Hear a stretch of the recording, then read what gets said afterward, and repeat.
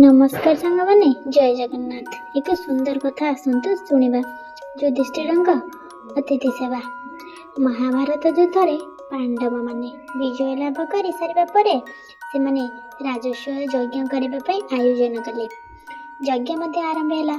ठीक मुहूर्त सम्राट युधिष्ठिरଙ୍କ आदेश दान पर भंडार घर को संपूर्ण भाव में खोली दि जाए। राज्यर विभिन्न स्थानरू आसीथिबा दान ग्रहीता माने भोजन सारी निज निजर दान नहीं फेरी जाउथांती। दिवसर अंतिम भाग को यज्ञ कार्य शेष होगा लगिला।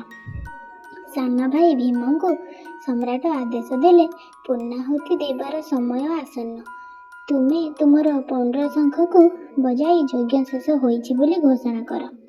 एही आदेश पाइबा मात्र के भीमसेन निजर पौंड्र शंख बजाइबा को चेष्टा करी मध्य शेषरे निराश हेले।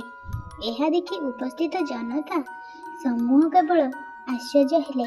महाराज युधिष्ठिरଙ୍କ शंख न बाजिबार अत्यंत विचलित होई पड़िले एवं सखा कृष्णଙ୍କ पाखକୁ धाई जाई निजर दुख जणाइले।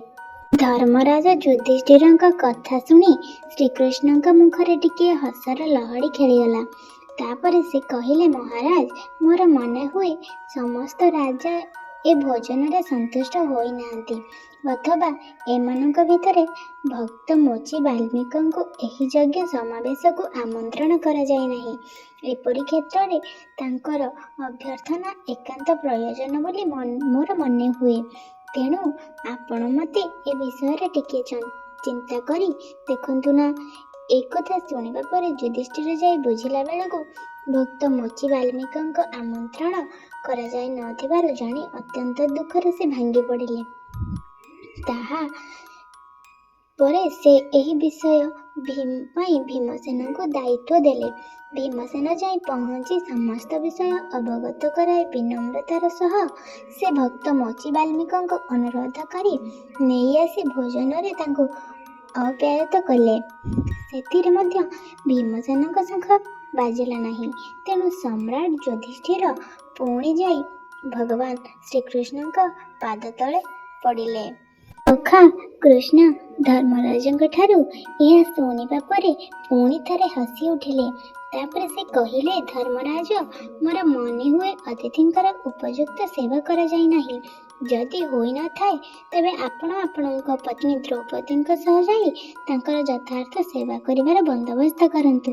यह शुणिबा परे महाराज युधिष्ठिर तांक पत्नी द्रौपदींक पाखक जाई तांको ए समस्त विषय जणाइबा द्वारा से भी खूब मर्माहत हेले। से सखा कृष्ण को उपदेश अनुसार महाराज युधिष्ठिरଙ୍କ सहित अतिथिंक पाखरे जाई पहुंचिले। महाराज जाई भक्त मोची वाल्मीकिंक पादद्वय धोई देबा परे रानी द्रौपदी निज पणतरे अतिथिंकर पाद दुईटी अति यत्नर सहित पूछि देबा समय वाल्मीक कहिले, आपण माने आज हस्तिनार राजा राणी होई मो परि जणे सामान्य चर्मकारଙ୍କ सेवा करे मते अपराधी कर देउछंती। आउ काहेकि बा एमिति करूछंती मु तो किछि बुझी पारु नाही। तो महाराज युधिष्ठिर कहिले, हे महाभाग, आमे आपणଙ୍କୁ न जानि पारि बहु दुखित। सेथिपाई आमे भी आपणଙ୍କ पाखरे क्षमा प्रार्थी। दया करी आमर दोष पाई आमको क्षमा कर दियंतु। सबु सुनी वाल्मीक कहिले, महाराज सबु तो सही परमेश्वरଙ୍କ इच्छा। आजिर यज्ञ जहाँक उद्देश्य से संतुष्ट हेले सबु कार्य सफलता मिली थाए। हेले आपण हस्तिनापुरर महाराज युद्धरे विजयी हेबा परे आपण माने गर्वरे उत्फुल्लित, मात्र यज्ञर आरंभर तार कर्तांको यथार्थ सेवार्चना करि नाहंती। मु तो तांकर निमित्त मात्र सेवक। तेणु आपण माने मनरु सेही राजकीय अहंकार भाव को त्याग करी सेही परम प्रभुंक हृदय खोली सबु किछि अर्पण कर दियंतु। देखिबे सबु कार्य आपण सफलता निश्चय पाई परिबे। एहा सुनी राजा युधिष्ठिर कहिले, तांकरी इच्छा पूर्ण हेउ कही भक्त मोची वाल्मीकंक पाद तले पड़ी तांको प्रणाम कले। ठीक एतिकी बेले भीमसेनक पौंड्र शंखर वज्र गंभीर ध्वनि शुणागला।